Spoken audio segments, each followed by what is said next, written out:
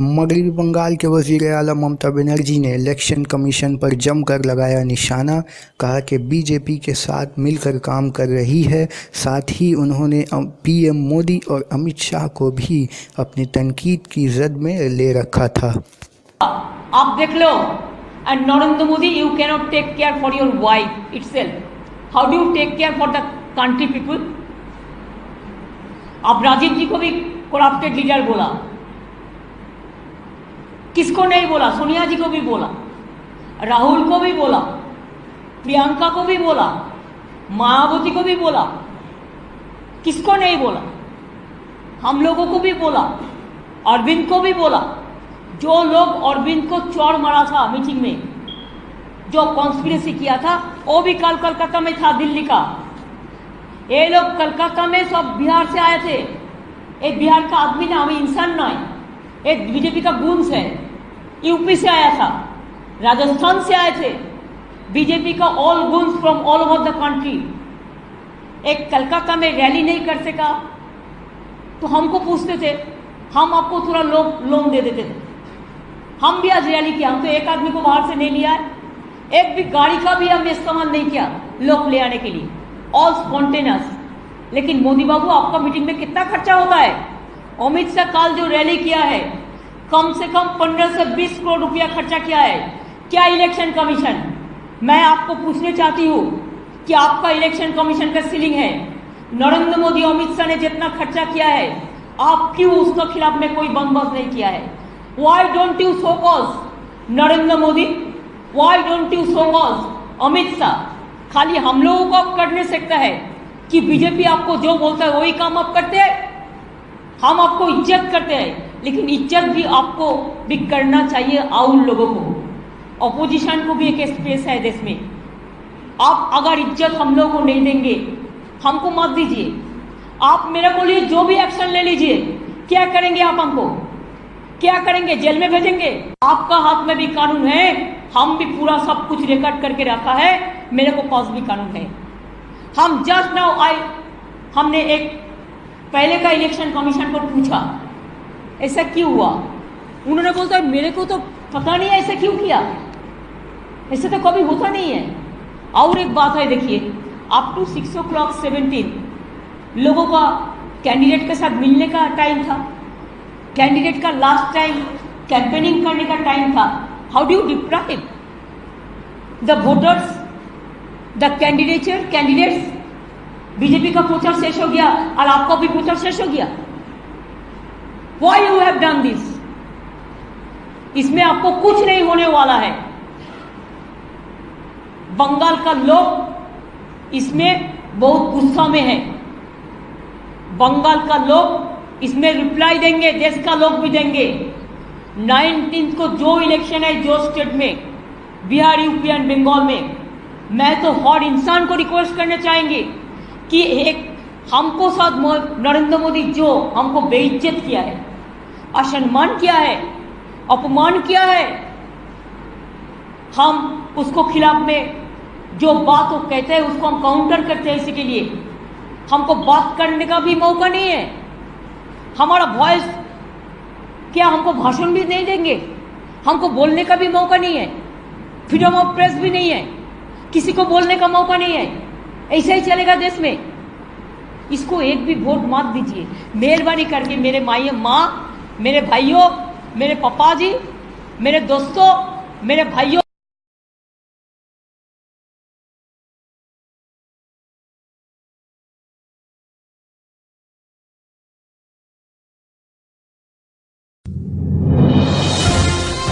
राहुल गांधी राजस्थान के Alwar rape case मुतासिर से मिलने पहुंचे, जहां उन्होंने मुतासरीन से मुलाकात करते हुए ठोस कानूनी कार्रवाई का यकीन दिलाया। चीज़ को हम टॉलरेट नहीं करेंगे। न्याय यहाँ जल्दी से जल्दी इस परिवार को, इस लड़की को न्याय मिलेगा। तो ये मैं आपको कहना चाहता था। जैसे ही मैंने ये बात सुनी, मैं अशोक गहलोत जी को मैंने फ़ोन किया। मैंने कहा देखिए ये हुआ है और मैं एकदम यहाँ आना चाहता था। कल आ रहा था, कल थोड़ा वेदर में प्रॉब्लम आया, मेरे लिए ये राजनीतिक मुद्दा नहीं है, मेरे लिए ये एक इमोशनल बात है। एक लड़की के साथ गलत काम किया गया है और हिंदुस्तान में, सिर्फ राजस्थान में नहीं, सिर्फ अलवर में नहीं, हिंदुस्तान में हमें मैसेज देना है कि जो हमारी बहनें हैं, माताएं हैं, उनके साथ ये बर्ताव नहीं टॉलरेट किया जाएगा। अब देखिए, मैं फ्रैंकली, उन्होंने पर्सनल चीज़ें कही हैं, मैं उन बातों में नहीं जाना चाहता हूं। उन्होंने न्याय की बात बोली, वो मैं आपको बता सकता हूं। न्याय मिलेगा और जो भी रिस्पॉन्सिबल हैं उनके खिलाफ ज़बरदस्त कार्रवाई होगी। मैं यहाँ राजनीति करने नहीं आया हूँ। मैं यहाँ एक परिवार से, एक लड़की से मिलने आया हूँ। जो उन्होंने मुझे कहा है, दिल से कहा। मायावती ने बंगाल में होते हुए इंतखाबी तशद्दुद के लिए बीजेपी को जिम्मेदार करार दिया। वज़ीर आला ममता बनर्जी को आरएसएस और बीजेपी की जानिब से तवील अरसे से टारगेट बताए जाने की बात भी करी। साथ ही मायावती ने भी इलेक्शन कमीशन के मौजूदा रोल पर सवालात खड़े किए। लोग ही जिम्मेवार हैं और खासकर इस चुनाव में, जहां तक बंगाल में वहां आए दिन कराई जा रही चुनावी हिंसा व बवाल आदि का सवाल है, तो वहां ऐसा साफ तौर से ये लगता है कि पीएम श्री नरेंद्र मोदी व इनके चेले श्री अमित शाह के नेतृत्व में उनकी पूरी पार्टी व सरकार ने वहां एक सोची समझी रणनीति के तहत ही ममता बनर्जी की सरकार को काफी लंबे से टारगेट किया हुआ है, काफी लंबे समय से टारगेट किया हुआ है तथा अब इस लोकसभा चुनाव में भी इनको षड्यंत्र के तहत ही वहां टारगेट किया जा रहा है ताकि श्री मोदी सरकार जनता का ध्यान अपनी कमियों व विफलताओं पर से बांट सके, हटा सके। इतना ही नहीं बल्कि अब तो वहां ये दोनों गुरु व चेले जिस प्रकार से हाथ धोकर ममता बनर्जी व उनकी पार्टी के पीछे पड़े हैं, तो वह एक खतरनाक प्रवृत्ति की ही है जो कतई भी उचित व न्याय संगत नहीं है। इसके अलावा बंगाल की मुख्यमंत्री ममता बनर्जी को जिस प्रकार से उसे वहां टारगेट करके उनको व उनकी सरकार को बदनाम करने की हर स्तर पर काफी घिनौनी कोशिश की जा रही है, तो वह खासकर देश के प्रधानमंत्री को तो बिल्कुल भी शोभा नहीं देता है।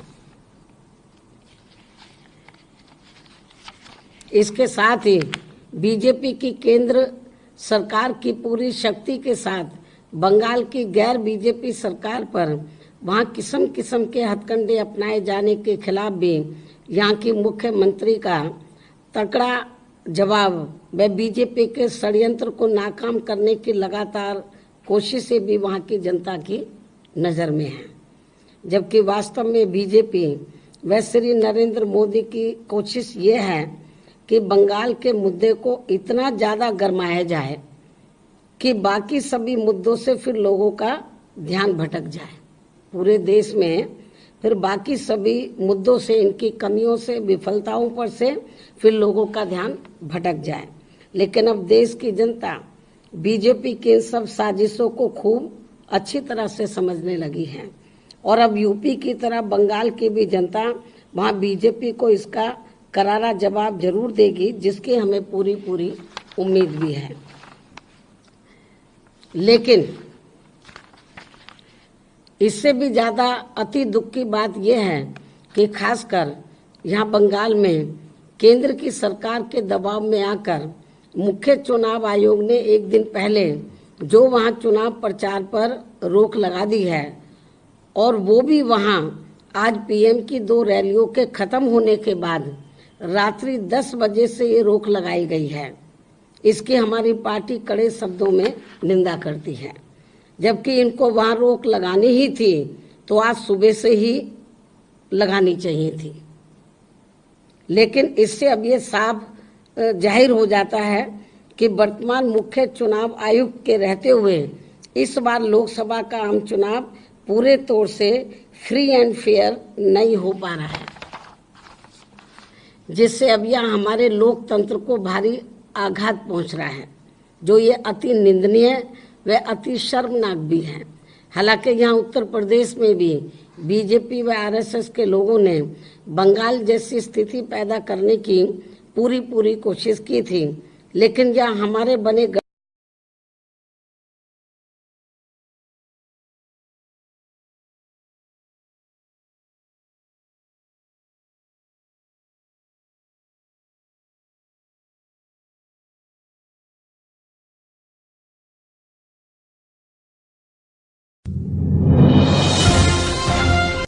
कांग्रेस ने इलेक्शन कमीशन के रोल पर उठाया सवाल। पार्टी तर्जुमान रणदीप सुरजेवाला ने प्रेस कॉन्फ्रेंस कर 24 घंटे कबल इंतखाबी मुहिम रोकने पर इलेक्शन कमीशन पर जमकर साधा निशाना। क्या आज मोदी और शाह जी ने चुनाव आयोग की निर्भीकता और निष्पक्षता पर जबरन कब्जा कर लिया है? सवाल ये है। और आज इस देश के नागरिक चुनाव आयोग से मूलभूत सवालों का अंतर्मंथन और जवाब चाहते हैं। बहुत संक्षिप्त में अगर मैं कहूं तो नंबर 1, चुनाव आयोग ने चुनाव प्रचार पश्चिम बंगाल में रोक लगाने वाले अपने आदेश को 24 घंटे बाद ही लागू क्यों किया, यानी आज रात 10 बजे से? क्या यह इसलिए किया कि मोदी जी को फ्री पास दिया जा सके, क्योंकि मोदी जी की 2 रैली आज शाम को मथुरापुर और दमदम पश्चिम बंगाल में होने वाली हैं? क्या चुनाव आयोग मोदी जी के हितों को साध रहा है या संवैधानिक जिम्मेवारी को साधने की कर्तव्य को निभा रहा है? प्रश्न बड़ा सीधा है। दूसरा, कांग्रेस पार्टी ने 11 अलग अलग शिकायतें संपूर्ण सबूतों के साथ दी, जिसमें प्रधानमंत्री नरेंद्र मोदी जी, भाजपा अध्यक्ष अमित शाह जी द्वारा चुनाव आचार संहिता का घोर और ब्रेजनली उल्लंघन किया गया था। परंतु चुनाव आयोग ने उस पर कोई कार्रवाई नहीं की। इसके बावजूद कि चुनाव आयोग में ही मोदी जी और अमित शाह जी के खिलाफ कार्रवाई को लेकर मतभेद पैदा हो गया था। क्या यह नहीं दिखाता कि चुनाव आचार संहिता अब मोदी प्रचार संहिता है, जिसका इस्तेमाल केवल विपक्ष की आवाज को दबाने के लिए किया जाएगा, ना कि इस देश में संविधान की परिपाटी की अनुपालना के लिए? तीसरा, देश ने यह भी देखा कि किस प्रकार से खुलेआम नमो टीवी के माध्यम से प्रचार और प्रसार का नंगा नाच भारतीय जनता पार्टी ने किया। अनेकों शिकायतें इस बारे चुनाव आयोग को दी गई, परंतु चुनाव आयोग मूक दर्शक बना रहा, कोई कार्रवाई नहीं की। पूरे देश ने यह भी देखा कि इस चुनाव में किस प्रकार से बाहुबल और धनबल का सीधे सीधे दुरुपयोग भारतीय जनता पार्टी और मोदी सरकार द्वारा किया गया, परंतु चुनाव आयोग एक टूथलेस टाइगर बना रहा।